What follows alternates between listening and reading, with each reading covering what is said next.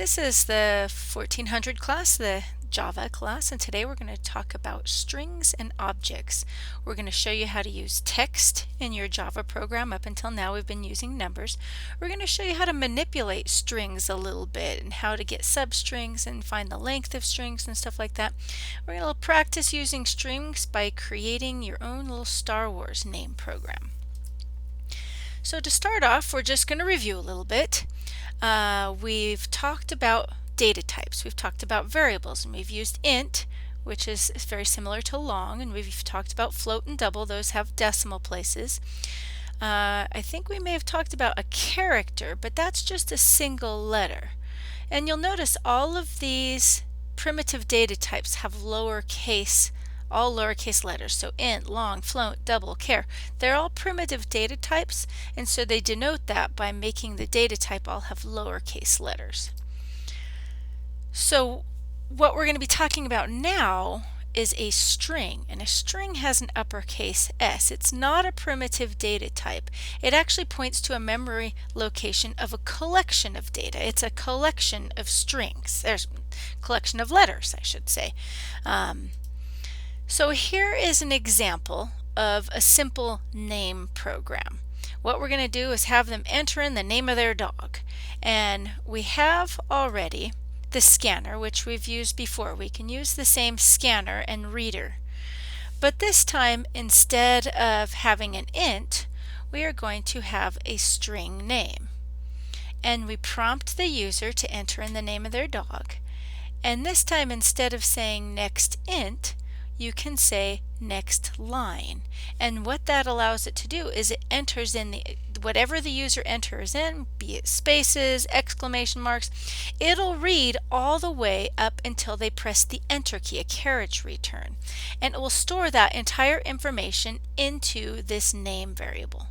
So that is one example of using strings in your code. Now this next example, it's very similar, only it allows the user to enter in just their first and last name. So here we have string fname, lname for their first name and their last name, and then we prompt the user to enter in their first and last name. But this time, instead of doing a next line like we did in the last one that reads all the way up to the carriage return, it reads up to a space. So if they type in Kim space Murphy, then Kim would be stored in first name and Murphy would be stored in last name. So next line reads the entire line up to a carriage return, and next just reads up to a space. Okay, now there are some next line issues. Let's give you an example. Suppose we have first name reading into a .next and the last name reading into a next line. And we can get the same effect if we have next int, next double. Anytime we have next, anytime we have anything other than a next line, if we're going to run into this same issue. So right now, suppose the user enters in Thor for their first name. Okay, and that's fine. So it reads the word Thor, and then the user presses enter. So this enter doesn't get read by this next. Alright, so keep that in mind, because then what happens is this nline carriage is still out somewhere floating in space. So when it comes time to read this next line, it's reading this carriage return instead of the next name. So it ends up, last name ends up being nothing. So you can do that by just doing a reader.next and a reader.next, or so just never combine next line with next, or next line with next int, or next line with next double. The next line just does not play well with any other type of command. So use all next. You could do next int and next, that would work, just not a next line with anything other than next lines. Okay, so moral of the story, there it is. Don't use next, next double, next int with nextLine. Just use nextlines all by themselves. Okay, strings are text, and they do have an index value. So here we have the string text hello world. Well, how that actually plays out to the computer is that H is at position 0, the E is at 1, 2, 3, 4. The space is counted, it's at position 5 all the way down to character 10.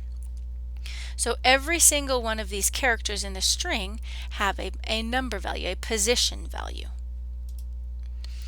So if we were to get string length, that would tell us how many characters are in this particular text. So here we have Weber State 1, 2, 3, 4, 5, 6, 7, 8, 9, 10, 11. Notice I didn't start counting on character 0 because we just want to count the number of characters, not the positions. That's what the length is. So here if I do a system.out.print for school.length, it's going to give me 11, meaning there are 11 characters in this particular string. Okay, now you can concatenate. That means put two things together. So here I have Han and Solo. So if I were to do a system.out.println, I could use this plus sign to concatenate. It's going to say Han, it's going to print out a space, and then it's going to print out Solo. So it's going to print out Han Solo, but with a space in between. If I didn't concatenate this space in here, it would just push it all together as Han Solo is all one word. But you can combine strings using this plus sign. Okay, now I can do upper and lowercase as well. So here I have my first name, which is Han, and my last name, which is Solo. If I do first name dot to uppercase, it's going to put capital H-A-N, all uppercase. The A would be uppercase, the N would be uppercase.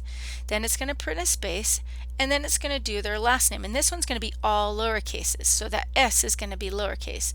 So this will actually print out Han, all up in all caps, and then Solo. There is not really a one to do proper case, which would be nice. There's just either all uppercase or all lowercase. And so this to uppercase is a method that will return the value in all capital letters, and to lowercase would return the same value but in all lowercases. Okay, here's kind of an interesting one, substring, and this is one that will allow us to just take a portion of the string. So here I have school, which is Weber State, and this is saying school.substring 6. So starting on character 6, it's going to give us a substring from character 6 all the way to the end. Now I'm going to start counting on 0 because that's our positions. So here it's 0, 1, 2, 3, 4, 5 is the space.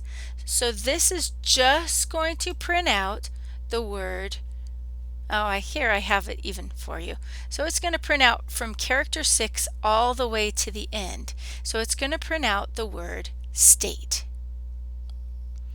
Alright, so substring takes just a portion of the string and prints out from that number to the end. Now you could have a variable there if you need.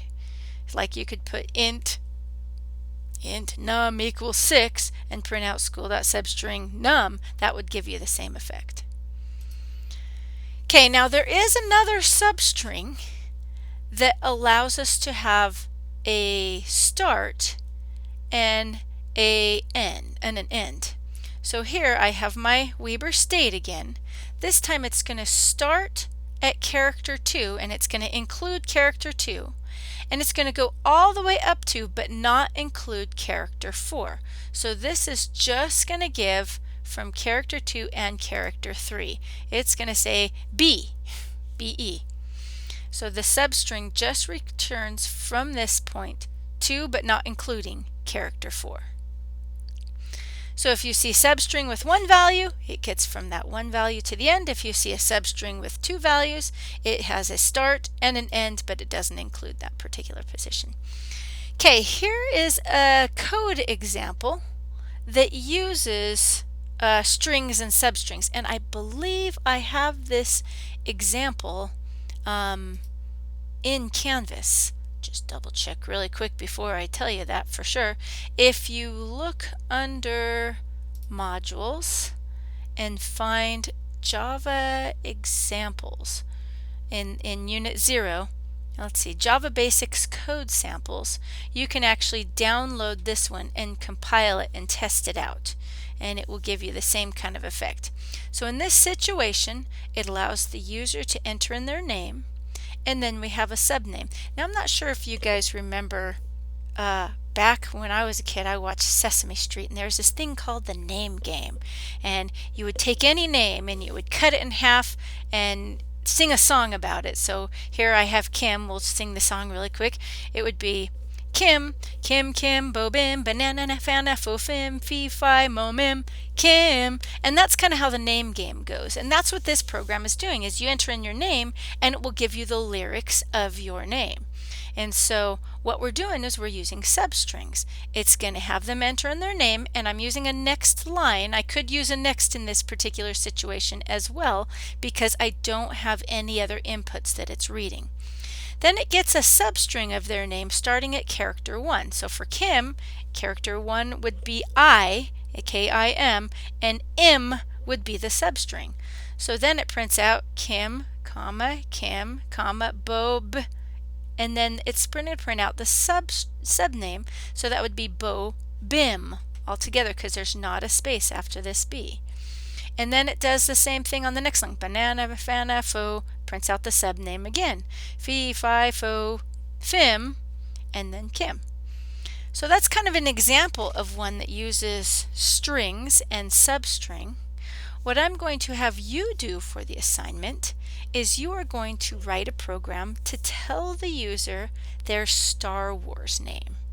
Now their Star Wars name is based off of the first 3 letters of their last name and the first 2 letters of their first name. And then that's the first name of their Star Wars name. So since my name is Kim Murphy, it's going to be K-I over here and M-U-R. So M-U-R-K-I, Murky. That would be my first name and my Star Wars name. Do I have an example of this somewhere? I think on the assignment description I actually have an example. Let me just bring that up since that might be easier to see. I think I have this in a more visual environment that I can show you. Alright, so here is Canvas. And here is assignment 0, the Star Wars name. This is one you're going to try. Okay, so they're going to enter in their first name, first and last name, Kim Murphy. I would recommend using next and storing these into a variable called fname, lname. Then they'll have them enter in their mother's maiden name. My mother's maiden name was Jepson. Enter in your birth city. I was born in Hollywood, California. Remind me to tell you a silly story about that later. Anyway, so my first name is I've already told you, Murky. And then there's J-E in Jepson and H-O-L from Hollywood.